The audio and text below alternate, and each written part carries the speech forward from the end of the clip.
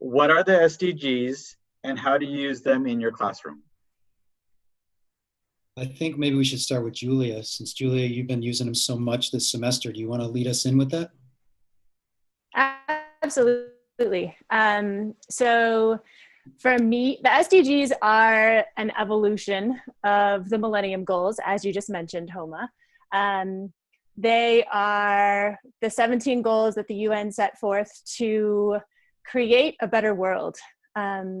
In my room, in my both virtual and physical classroom, they're not just that. They're an access point, they're a framework, they're a launch pad for collaboration and problem solving, for global connection, for awareness raising, for everything in my 6th grade curriculum.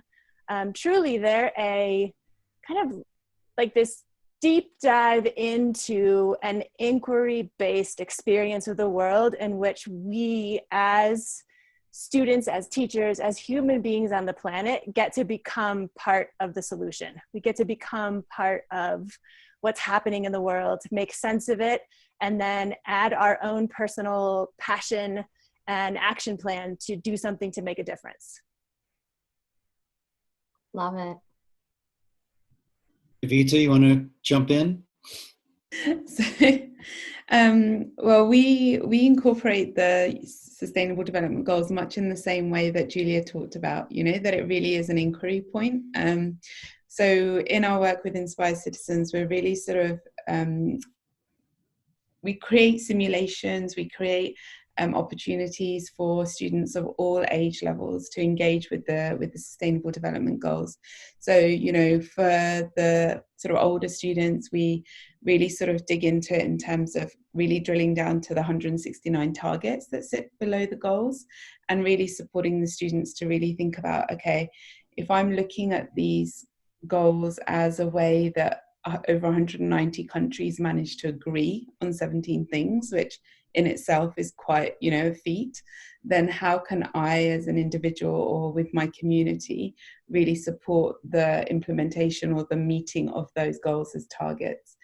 And we've also sort of thought of ways that we can differentiate that down the school grades. So, when we're thinking about sort of grade 5 students, for example, with their end of year projects and things like that, we sort of look at more specific ranges of the goals and the targets.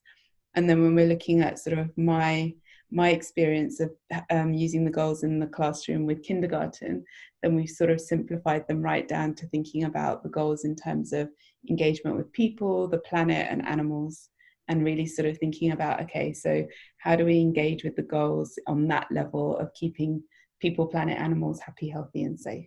So they really are, as Julia said, a way in to engaging with meaningful, authentic, relevant learning.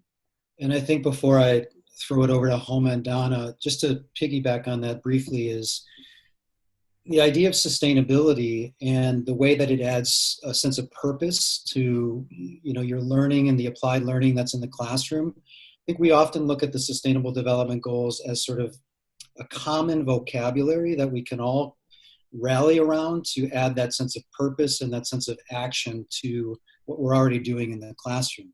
So the other thing I really like about the Sustainable Development Goals is 2 things. One is that it brings in language where you can work with your kids through the lenses of nature, sustainability in nature, sustainability in the economy, sustainability in society. Homa is going to talk about social justice and equity that comes up through the Sustainable Development Goals. Wellness, which you see behind Kavita, for example.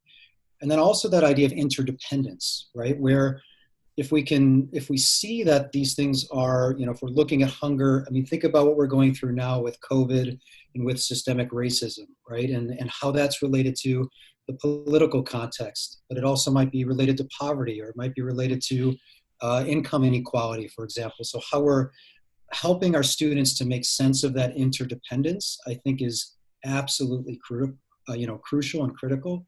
And also the same way we would like them to probably use their subjects interdependently, right?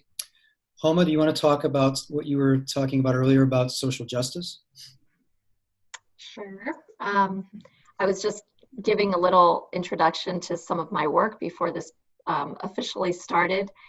And I just want to piggyback on some of the comments that you've made, that each of you have made so far. You know, one of the reasons I think the Sustainable Development Goals are an incredibly powerful tool for young people is that it allows us to reframe.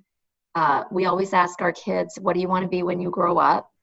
And I love to encourage people to reframe the question, what problem do you want to solve?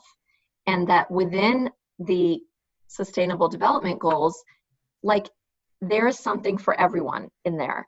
And I think that was one of the challenges with the previous generation of the Millennium Development Goals, even though it was like a much easier, there were 8 goals as opposed to, I always think of like 17 as like the awkward prime number, you know, like who does anything in a group of 17, but here we are, awkward prime number. The world has embraced the Sustainable Development Goals because they're much more encompassing, I think. And I think maybe it was the time, you know, like right now we are in a moment in the world to truly be global, you know, that we are really, like, if there ever was a time to learn that we are all in this together, it's right now, being in our collective timeout that we're all in, to step back and to think about our relationship to the world, and that naturally our relationship to each other stems from that. And so if you start to look at the world through this more expansive lens that is service oriented, ultimately, I think that's another power of the SDGs is learning there are problems in the world and I want to solve one of them, or maybe more, and that there is a power to servant leadership. And so I just lost my train of thought. The connection to equity. The connection to equity.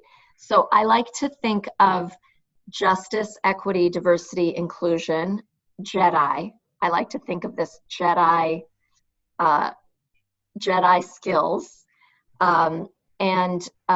You know, I think I just had a conversation with somebody today about the challenge that we are so used to siloing our knowledge. Like, I teach math, I teach social studies, we learn in 48-minute increments, or whatever the time period, you know, so everything is sliced. And we've done the same around, if you care about global issues, or do you care about equity issues? And it's usually an either or. And like, whoever made up that false dichotomy, you know, it's so insulting, because we are talking about sort of this is the challenge of being human on Earth today. And I think that with this time that we're living in, maybe I'll send a link to a webinar that I just did earlier in the week for maybe your audience, because one of the things we talked about is that we just woke up. Like, a lot of people feel like they just woke up to Black Lives Matter, they just woke up to racial injustice. Within, you know, hours of George Floyd's murder being broadcast to the world, youth all over, young people mostly, all over the world took to the streets. They protested. In Paris, they were saying Black Lives Matter. In Syria, they were saying it. Like, we were really all in this together. And so I think being able to look at equity, sustainable development goals, poverty, you know, these are sort of a continuum. And it is a cognitive complexity that we can help our students learn, that problems don't fit in, neither do solutions. And so, you know, seeing ourselves as being part of that equation. And the other thing I like about the Sustainable Development Goals as a starting point is that the response can be local and global. And so that's another false dichotomy, that you're you know, if you're a global citizen, you don't care about your country. Like, who made that up? That's a lie. So if we want to be, you know, really honest about it, we can serve our local community, or we can serve somewhere far away. Like, it's a continuum of life. So we don't have to make that choice between being global citizens or caring about, let's say, Black Lives Matter. Koma, can I pass it to Donna real quick? Because Yeah. Donna, take that sort of global lens and that unifying lens. You've got a lot of projects that you're an ambassador for, and even now the Global Youth Media, but talk a little bit about the Innovation Lab schools and about the Climate Action Project through the SDGs and how you've brought that into your classroom. Yeah, so, well, I wanted to first mention that I kind of come into it from a different angle often with the SDG goals, and I like to channel it through students' passions. So I will ask, you know, I get to know my students like every teacher does, and I like to find out like what motivates them. And I'm not talking about like which curriculum area they like. I'm talking about, do you like basketball? Do you like music? Do you like art? Like what gets you up in the morning, and what gets you excited? And then I take those passions and I use the SDGs as kind of like the road or the journey to get there. And so some of the projects that I've done are like, I had a group that wrote a song that's on like multiple platforms, all about, well, they chose SDG number 17, but so they wrote a song. I had another group who did like an outdoor billboard to give awareness for no poverty and no hunger. And so I had another group who was focused on number 3, which is good health and well-being, and they developed a website where the idea was that they could talk to other students who were in their age level that were experiencing similar things, just teenage problems. But it was kind of like a forum that they wanted to invite experts to come in and kind of monitor that. So I just wanted to explain that that's how I bring the SDGs in, is that I get the students excited about them because I find out what excites them. So that's kind of how I bring them in.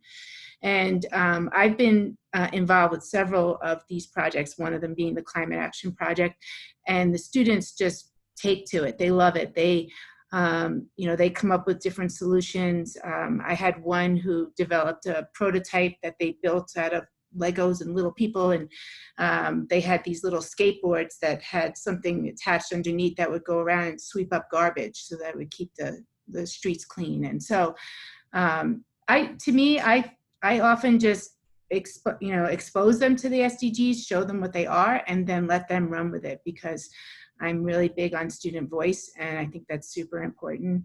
I know Steve mentioned the Innovation Lab schools. I also am an ambassador for them, and I'm helping they have different refugee camps around the world, and so I'm working with them as well to help develop their curriculum for their schools. And it's just, once you get involved with them, you just keep peeling back layers, and you can't help but get excited about it. So.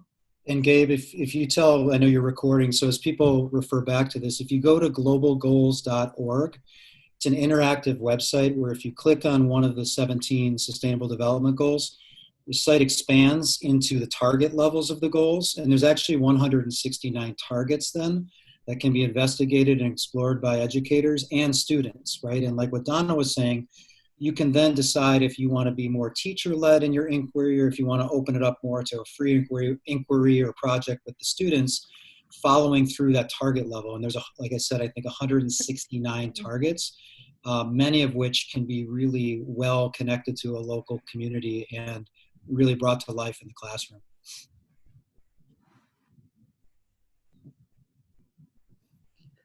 Great. So in thinking about transitioning towards SDGs, it looks like some of us are at the very beginning of the journey, like myself, and others have been doing it for years. So in thinking about that, how did you transition to teaching the SDGs? How are you able to get your campus and or your district on board with it? What were some of the problems in thinking about testing specifically? and standards. What were some of the problems and solutions that you had as part of this transition? And was it you amongst yourself, or did you have like a grade level or a subject level thinking, going back to as Homo was saying about silos, or was it like a collaborative effort? Anybody want to lead? I'm happy to. Okay.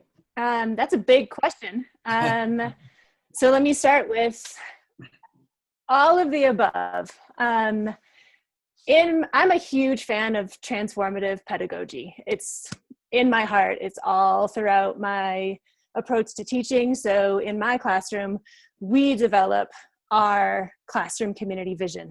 We develop our guiding question for the year through PBL. We dig deep into shared human experience in a classroom, and then we decide which books we read. We fulfill every single Colorado content standard. It's all about shared human experience and collaboration and research, but we dig deeper. I give my kids the standards. They tear them apart at the beginning of the year so they start to understand the language. And then we take a step back and we look at what commonalities, what similarities, what do we share with those around us? We look at identity, we break ourselves down, we take a look at the community we're in, so that we can see the lens and the filters through which we see the world, and then we bust it wide open. We use windows, mirrors, and sliding glass doors to kind of open those doorways as we read a book to understand what can we take from this book, what can we take from our experience on our sidewalk versus the sidewalk in Denver versus the sidewalk in Rwanda, like what's going on in the world. And the SDGs therefore provide this. It's not that you teach SDGs, like SDGs for me aren't content. I'm in the classroom for students. We're teaching students. This is a very kind of restore humanity-based way of teaching. So it's super progressive, but we use the SDGs as our lens to create that common language, that common understanding of the world so that we can make sense of it. Have I had problems? Definitely, I've had a few run-ins with a few closed-minded teachers in my building who have said to me, hey, you're supposed to stay in the Western Hemisphere. 6th grade's only about Western Hemisphere. You can't teach about that. You can't teach about what's going on in the other half of the world. I've heard, wait a second, you can't, this book is only supposed to be taught at this level and it's supposed to be taught like this. And they already read some of those books in 4th grade. You can't go back and reread things. What's happening? So I've had some of those kinds of conversations, but I would say overall, the SDGs are a way of digging deeper into any curriculum, into any inquiry-based thinking. They're a tool for helping kids recognize that they have a seat at the table, that they aren't siloed either, as you said, Homa, that they're a part of the solution and their voice matters, that they get to follow their own passion to decide what they want to seek out and make their own in terms of their personal journey, their hero's journey, their human journey. We're all here making sense of what's going on, and the SDGs are a way for all of us to create a common language, lens, and framework to help the world become that better place. Not sure I answered all of your questions, but I hope I got some of them in there. Dave, I'm gonna take another angle, and then somebody else can jump in. I think it's really important for schools or districts, because Inspire Citizens, we often work on full school transformation. We do work with individual teachers through our master teacher course and endorsement, but our goal is always to help schools see that the SDGs and social justice, it's not more. It's not like exclusively another thing that you're adding on to the standards or the criteria or the inquiry or the things that you need to amplify and apply, in your learning, the skills, the knowledge, the processes, etc. So when you start to show teachers and you provide legitimate professional learning that can support the transformative pedagogies that Julia is kind of bringing up, whether it is a little bit more of project-based learning, whether it is a little bit more of inquiry, concept-based inquiry, or even design thinking, it's what happens then is you can start to take your standards and amplify them with more greater purpose, and then allowing the kids to take action to do something with their learning, right? And it's very doable. It's, we're all as teachers responsible for planning, instruction and assessment. And if you take that, because I think that's national board, right? And you just add that small layer of purpose, and you add that small layer of action, it's amazing how quickly you can transform a unit or your classroom or an experience.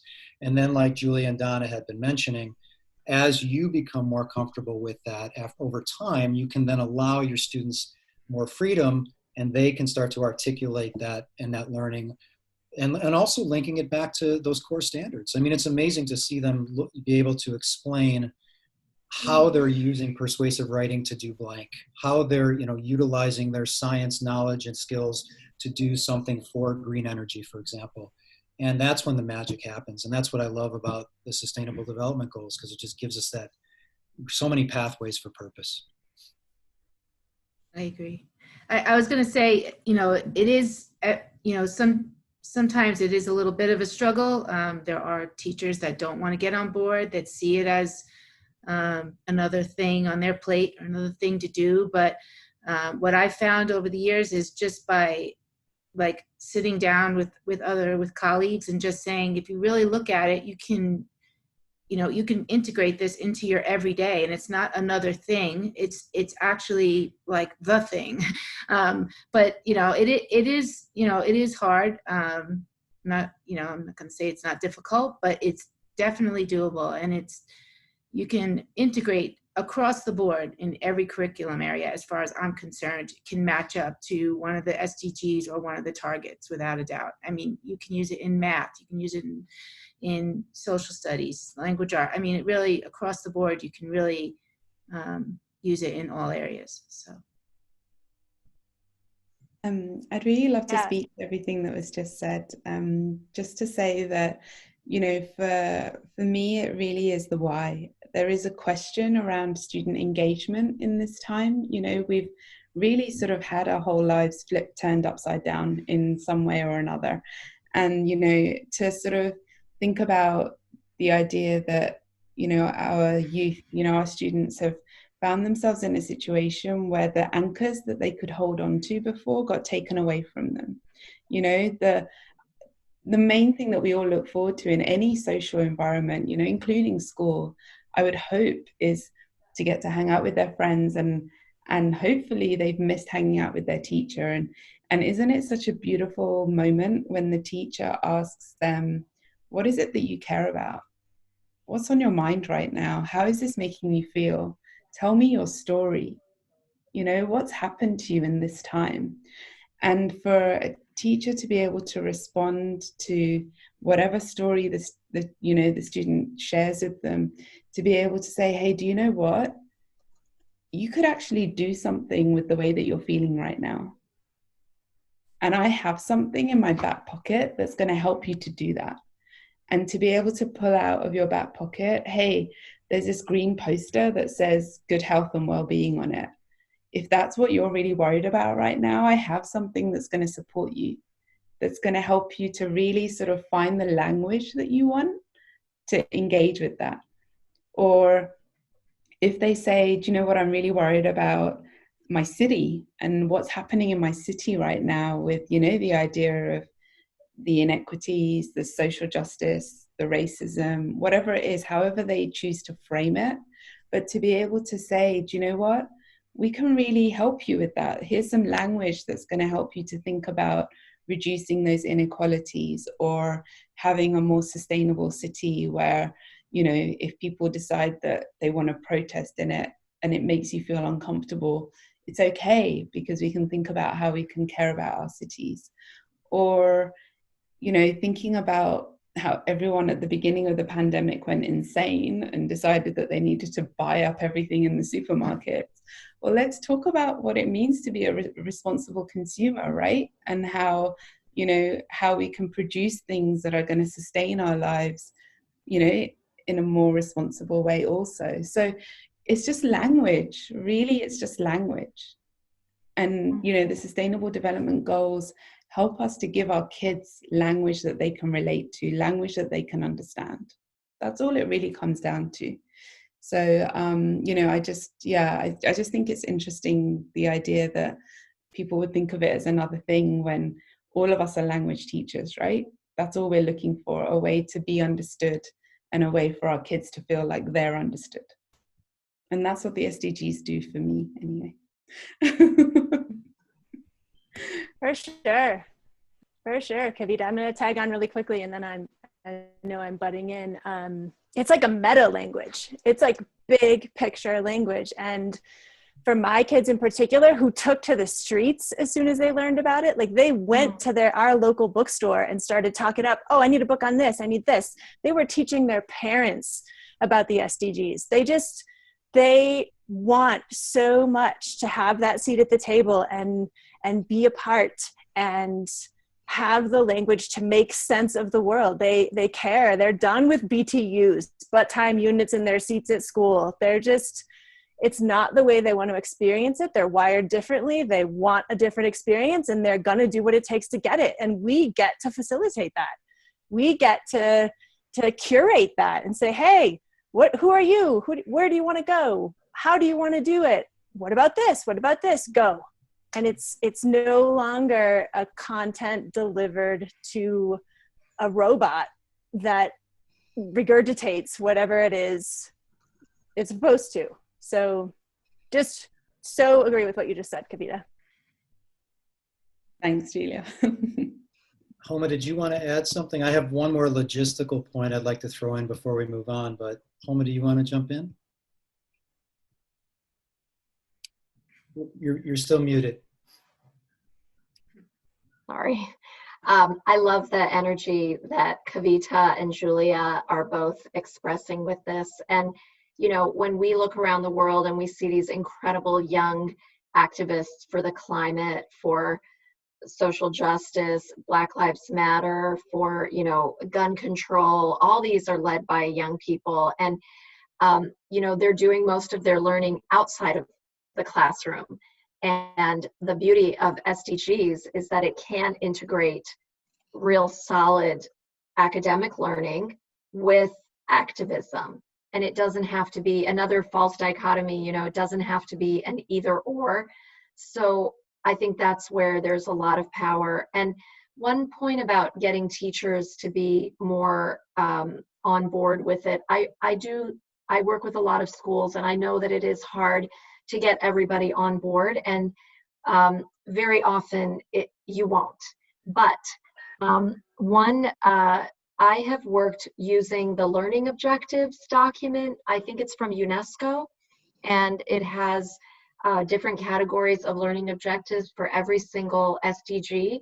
And so if the leadership in the school is on board with this, they can departmentally or in teams, just spend a little time looking at some of those objectives and maybe pick, what's doable for them. And at the same time, students getting to drive, again, they may not know what their passion is, like a lot of adults don't know what their passion is, but they can think of what they're curious about, and they can pursue at least a curiosity, and the stakes are a little lower than having to have a passion. But just sometimes sitting down with some of that documentation helps professional staff to see, okay, I can see at least one entry point here. So those are just a few thoughts from some of the comments that you all made. And Gabe, just before I transition, and everybody, this is fantastic. Your points are so wonderful. Coming back to that teacher administrator level too, and sort of this as a tipping point or a turning point maybe where we are in the US with education is, in some ways I've been very fortunate because I taught overseas in international schools for about 16 years. And while we still did standardized testing with our kids, we treated it very much in essence of what it was truly, I hope it was truly built as a data point, right? It's one test on one day in the fall, one test on one day in the spring, and it didn't drive the why of the school, right? It really just informed our instruction. It showed us some red flags if there were red flags, And then we would do things like triangulate our data based on, the expertise of the teachers, and then the students, self-assessing and through peer assessments and portfolios, for example. And you've got a really broad picture of student learning. And in doing that, it allowed the schools to think more innovatively about what their vision and mission was, often geared towards things like civic consciousness, things like global citizenship or social justice, that then could become more a part of the bloodstream or the culture of the school. And to be honest, if there's administrators listening to this, that would be my great challenge going forward, is to say, how are we doing right now with the tyranny of the standardized tests and the metrics, right? Is it time to try to look at things a little bit differently? And that's not to say throw it out. It's just to say we need to bring down the stress level around those tests and really reevaluate what the why is in the face of things such as a pandemic, or in the face of things like systemic racism. Exactly. So on that note, thinking about transitioning and using the SDGs on the micro and macro level to bring about social justice, to bring about change, to bring about all of these things on community and school as the community kind of thing. How do we go about doing that beyond these projects kind of thing? Kavita, you want to start? Then again. Sorry, go ahead. Go for it, Kavita. So we use term, we call it globalization. And so when we think about the SDGs, we really are actually thinking about the ripple effect that we as an individual have, right? So, there's some conversation happening in the chat around social emotional learning and what it means to take care of ourselves. And I've been known to say about the importance of filling our own cup so that it's available for the benefit of others. The overflow is available for the benefit of others. So when we're thinking about this idea of, okay, how are we moving beyond? Well, we really need to start from somewhere, right? So if we can start with ourselves and really think about what we care about, because we do engage with others every day, then it's really become so much easier to see that it just happens inevitably, So if I think about myself and really start with the basics of zero hunger, so if I feed myself nutrition, really nutritious food, then inevitably I'm thinking about, okay, well, what are other people eating? And then inevitably I'm thinking about how can I make sure that other people are eating well?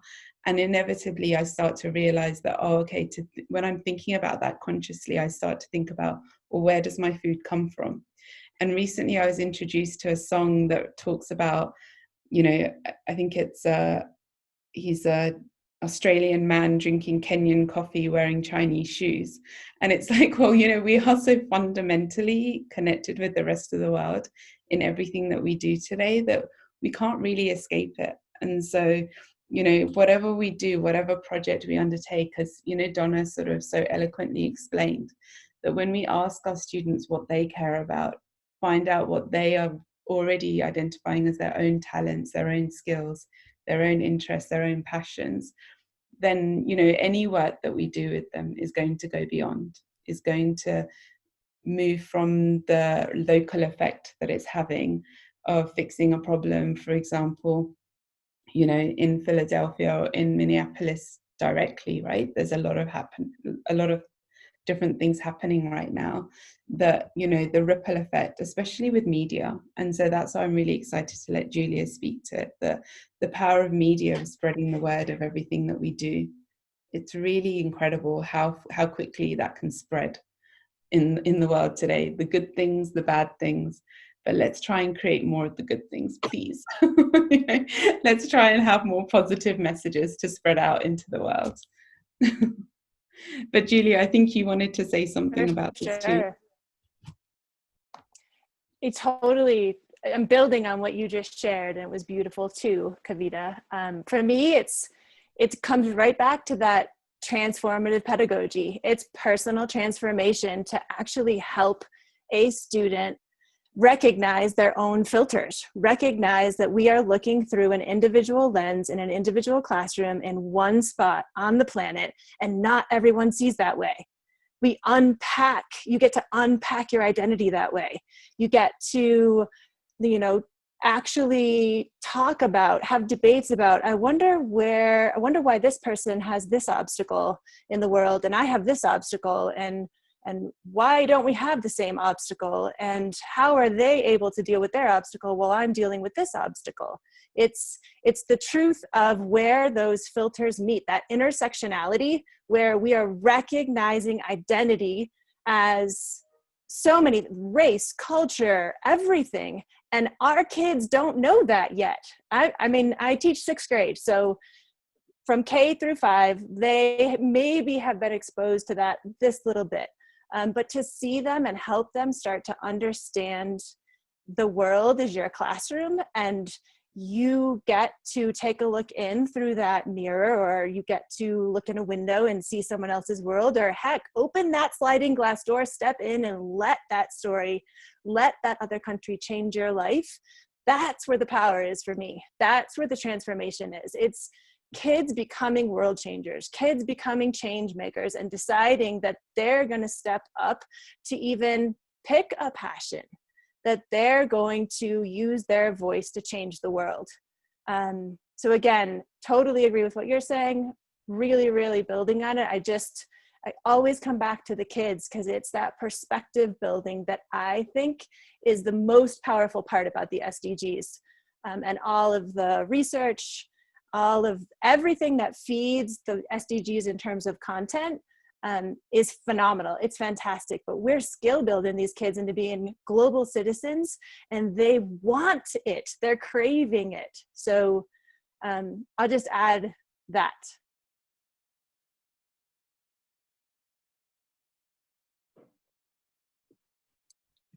Somebody else want to jump in? Gabe, for me, I think it's a piece, sort of that global idea is, there's also the beauty of the personalization component of it too. When you get, it's like asking if you're a teacher and you're in your classroom and again, the standards or the objectives and the language objectives that you want to teach, but you're allowing your students to really differentiate and personalize what they want to do with it and what it is that they, how they're, seeing it or where they're at with their worldview. It just gives you a really authentic way and a relevant way to personalize and differentiate your instruction. And it gives them so much more. We talked a lot about meta language of how they're sharing their growth mindset and their knowledge in terms of moving forward and applying their skills and their knowledge and their processes, right? And I just love the idea that like the SDGs can be taken into different cultural contexts all around the world and really then unpacked at that local and personal level, right? So whether you're using a root cause tree or root cause analysis to get to the real why of an issue, and then looking at how you can make a personal difference, then you can make a local difference, and you can make a global difference, right? Or just the idea of, like, Kavita and I have done a lot of work in Beijing, and one of the first things one of the Beijing international schools asked us was, what is global competence in a Chinese context? And that really kind of flipped my worldview, because again, we have to be able to be imaginative and always innovative and evolving around, being interculturally sensitive, and helping our kids to see the different nuances through the diverse communities, whether that we're serving or we're building relationships with. So I just get personally as an educator so excited when my classroom has an opportunity to just go so many different directions. And I just remind myself that I'm staying true to my content and language objectives throughout, and just kind of let my kids discover. And like Julia said, it's just amazing what they can come up with. Can I just chime in with one thought? Sorry. I think that what this amazing discovery opportunity is particularly significant during the uncertainty of school with the crisis we're in. So this is the chance when a lot of standardized tests are going to be set aside.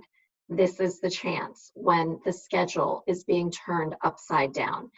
This is the chance to do that creative experimentation and I think it's probably one of the best ways to engage kids while they cannot be sitting in a classroom. So interesting that in Texas, you're going to continue your testing regime. That's really disappointing to hear. However, I still think there has to be some more freedom than what, the BTUs and the, sit and drill and all that. I think I still think this is the chance, because things are going to feel very turned over and upturned. And, we always say in Big Questions Institute, status quo is around the corner. And I realize that the testing, you're under a lot of pressure, but I have a feeling, just like with SATs and many colleges going test optional, I have a feeling that there is going to be, this is the chance to do it. I'll just keep saying that.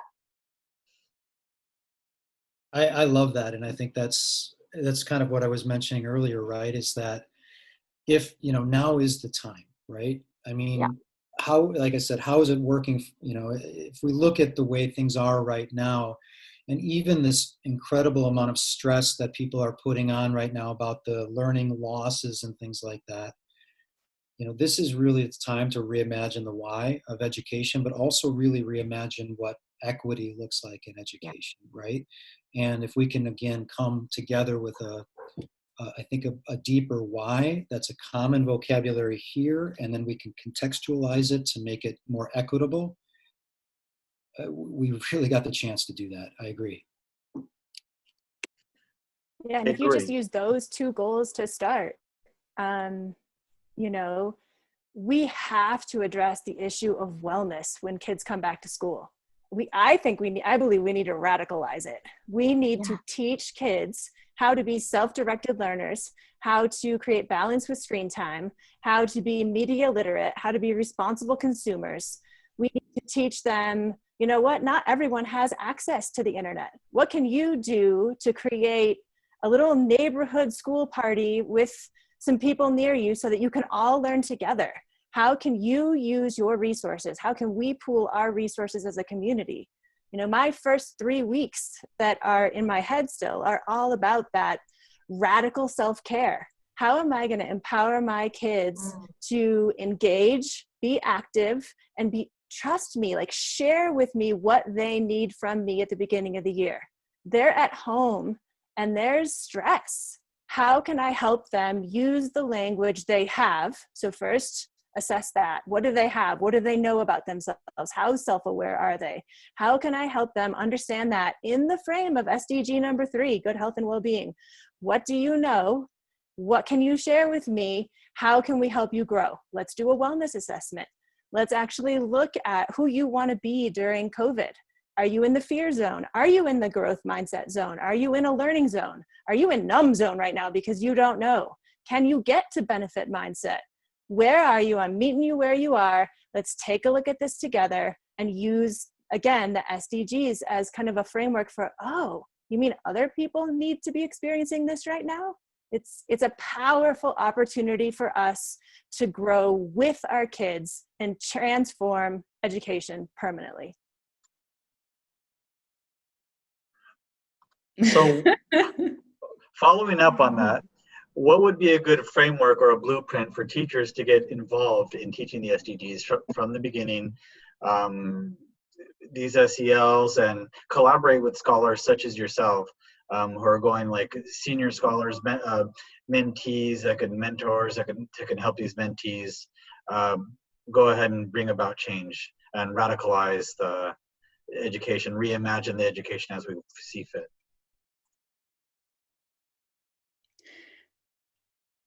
Steve, I really think you should speak because I've done a lot of speaking. Well, I know Homa's got a ton of advice, and I mean, everybody here does, Donna does too. With Inspire Citizens, Gabe, what we tend to do with schools is there's a couple ways that you can go. The first thing that we often do is we support teachers and through a sort of helping them see their units differently, and also engaging students in a more self-directed process that we call empathy to impact. And in essence, what we're asking kids to reflect and demonstrate and justify what they're doing and evaluate their learning on is, what do you care about and why? How did you become more deeply aware, right? And that goes into things like media literacy or data literacy and graphicacy and observation skills and interviewing skills, and of course, reading and literature and just, your nonfiction reading and et cetera, all of your literacies. Then it's, what are you able to do? How are you using your skills, right? Your knowledge, your processes, your strategies, 21st century learning skills in order to make an impact, and then giving the kids a lot of different pathways for impact, and the teachers too. Participation, advocacy, designing change, creative expression for, creating a social entrepreneurship for, right? And then identifying those communities, but also allowing us to start bringing in the language like we've been talking about throughout, the language of social justice and teaching tolerance, the language of collective wellness, the language of the SDGs, right? But also the language of ethics and character, and like that idea of, what does it mean to be honest and transparent to a community or to a project? How am I building relationships, et cetera? So we really filtered a lot through that empathy to impact sort of framework and protocol, and then give students and teachers a lot of opportunities to find the different permutations that work in their context, or to follow their interests and passions, or to link backwards map, for example, to certain standards that they need to hit. I just want to emphasize a couple of the points Homa, that Steve made, just briefly. I just wanted to emphasize that, because the question was around, how can we do this? Like, how can we hit the ground running? Know your standards really, really well. That would be my first point that I want to say, because, if you are still in a world of standardized testing, know your standards so well that when you look at them and then you ask yourself, okay, how am I going to get my students to engage with these in an online setting or a hybrid setting or a very, very stressful face-to-face setting? You can automatically say, okay, well, I care about them doing well in their standardized testing, and I want them to be so deeply engaged with these that I'm going to have to actually build such a strong relationship with them that they know that, okay, in order for me to do well in my standardized tests, I really want to learn how to do these things so well that I'm going to do it in a way that's going to make a difference in the world. I'm going to do it in a way that, like, I'm so engaged with the standards that you're giving me that they're going to go further than just a paper that my teacher reads. They're going to go further than, just something that happens in my classroom. I want to see these things come alive in the world. And so you want your kids to be living and breathing them, right? So that they can do so well in that test environment. And the only way that you're going to get to do that is if you ask them, what do you care about? Here's the standards. Here's what you need to know by the end of the year. You tell me what do you need from me? What do you care about enough that we can make these things come alive for you? Because, as teachers, it's the student engagement piece. If we don't ask them what they care about, then we're never going to have them fully engaged. And that's why the empathy to impact starts from there. It's really starting from, okay, tell me what you care about, and then I can feed you the knowledge, the skills, the strategies, the processes that you need in order to do something about the thing that you care about. And so it really is like a sort of recursive process, like once I know what you care about, then I can help you to become more aware of it. And then I can make sure that you have the knowledge, the skills, the strategies, the processes to do something about it. And then, we're back to what you cared about, and we're going to make a change to it and make it better, So it's really sort of that interplay in those conversations that you're having with your students to be able to amplify those, those standards. Sorry, Homer, I think you were going to say something. No, not at all. No, I just, I'm taking it all in. It's fantastic. I'll pipe in on your behalf, Homa. I know I saw on your website, I'm not going to get the phrasing right, but you have turned this quote into an image, and it says, empathy is the #1 school supply you should be providing for your kid. Like, that is the statement right there. It's no longer books and pencils and the content related heaviness.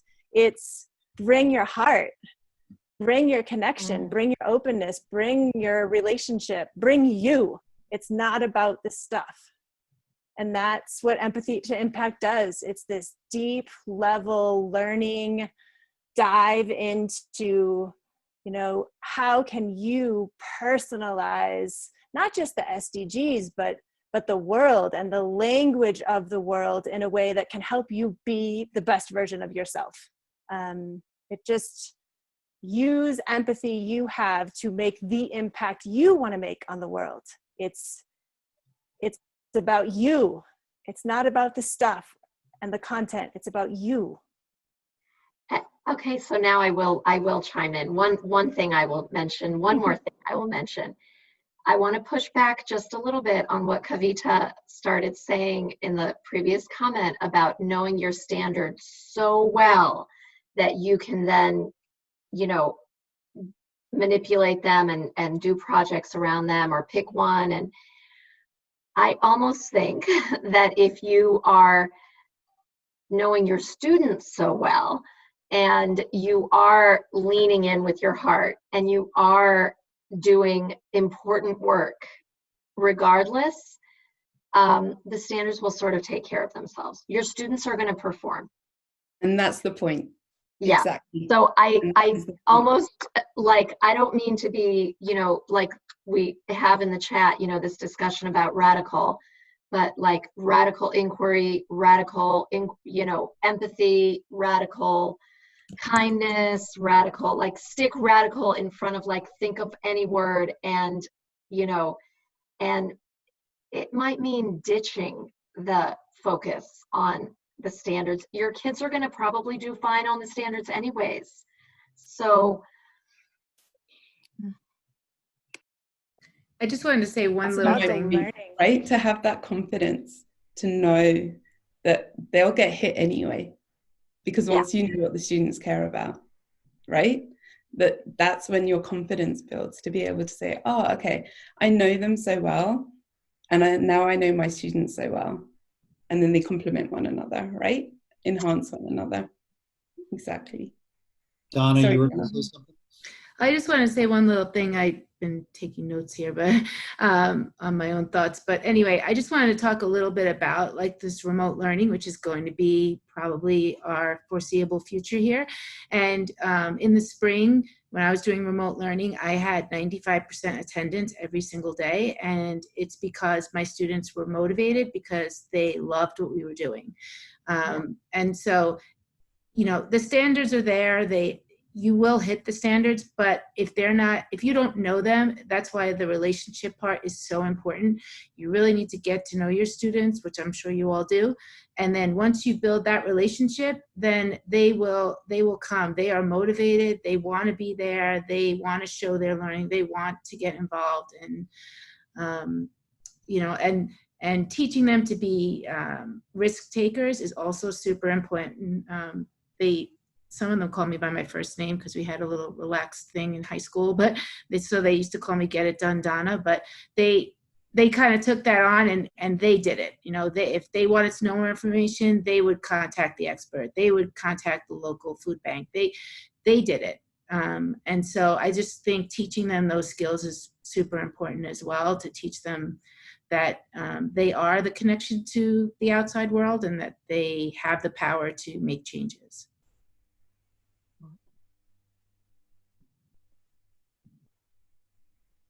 Okay, great. Thank you for that answer.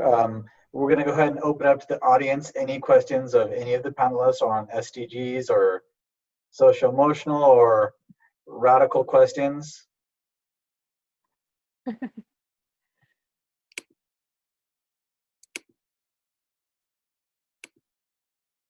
I see Jay's hand up, I believe.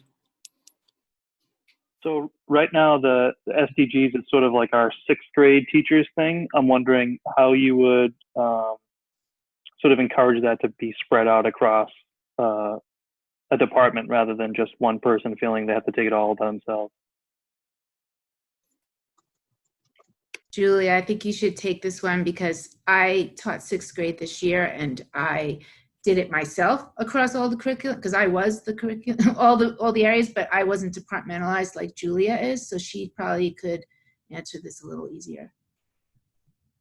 Yeah, so great question. Like I teach sixth grade language arts, and I have been using the SDGs or integrating them, I should say, in my classroom for 3.5 years, I'd say. So my team kind of got to know the SDGs from the inside out and the outside in. I basically helped them understand how their curriculum would be, could be celebrated by the SDGs. I had conversations with them. I actually approached one particular thing. I approached my science teacher via debate. I said, hey, these kids love debate. We talked about should school be a safe place? Because we were reading A Long Walk to Water and the main character has to leave his classroom as an 11-year-old, and school violence and education. And we had great standing debates about it.